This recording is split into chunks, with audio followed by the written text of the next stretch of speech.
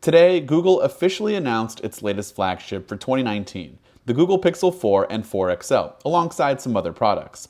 We got a chance to check everything out at the event, and so in this video, we're going to go over one of Apple's main competitors and see what the new Pixel 4 has to offer. Before we get started, be sure to subscribe and hit the bell to get notifications whenever we share a video.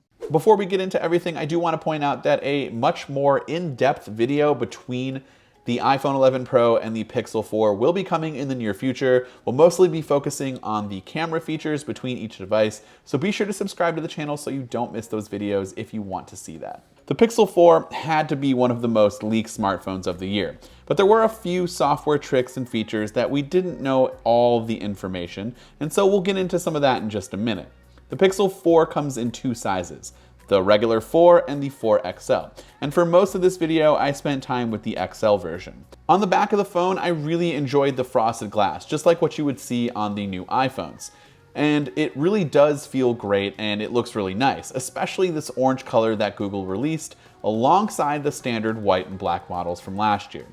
Google ditched the notch this year and went back to the old school top and bottom bezels, which to me is totally fine. The 6.3-inch OLED looks really good in person, but it's not super bright, which was an issue that I had with last year's Pixel 3. The lighting in this room does not do it any favors, as it's on full brightness, but it still looks very dim on camera. It's really not this bad in person though. One thing I'm very happy about is the inclusion of 90 Hz for the display, giving it that awesome buttery smooth effect when navigating throughout the operating system. The front-facing camera system is actually one 8-megapixel wide-angle camera and a radar-based time-of-flight 3D camera. Even though there is no notch, these cameras help lead to Google's new way of unlocking your device and authenticating payments or passwords with facial recognition.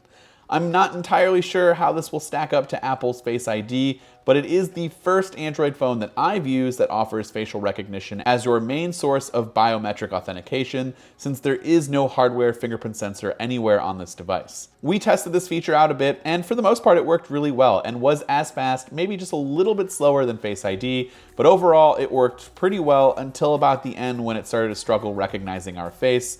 And so I'm just going to chalk that up to being a floor unit, and I will test this out a little bit more in depth with our actual review unit before I give my final thoughts on that. The time of flight sensor also leads us to a new feature this year that will allow users to skip through tracks or wave off alarms with a simple wave of your hand. This is pretty similar to air gestures that LG introduced a few months back in the LG G8, and during our limited use, it was pretty hit or miss, but of course, it was also a floor unit, so we will do some more testing soon. Finally, the main hardware change and what everyone was looking forward to on a Pixel device, which is the camera, or shall I say cameras. This year, Google went with a 2-lens setup on the back, featuring a 12.2 megapixel wide-angle lens and a 16 megapixel telephoto lens. The company decided to not go with an ultra-wide-angle lens, which is a bit interesting, and something that a lot of its competitors have been including in their 2019 flagships. Of course, what makes a Pixel camera so good is its fantastic software to go with it. Google's computational photography is fantastic, and this year we have a few new features like Live HDR+, which shows how an HDR+ photo will look in real time, and you can also adjust exposure via 2 new sliders for highlights or shadows. There's a new and improved portrait mode that utilizes the dual lenses, improved night mode, and a new astrophotography mode for those who love to snap a bunch of pictures of the stars in the night sky. And of course, we weren't able to really test that out with these units, but we do have our own review unit, and we will have a full camera comparison between the Pixel 4 and iPhone 11 Pro very soon, so be sure to subscribe to the channel so you don't miss that video. Overall, Google focused on the things that it does well, software and photography, and it made some slight improvements to everything else in between. So be sure to let us know your thoughts on the new Pixel 4 and 4 XL in the comments section down below. This has been Dan with Mac Rumors. Thanks so much for watching, and I hope to see you around in the next video.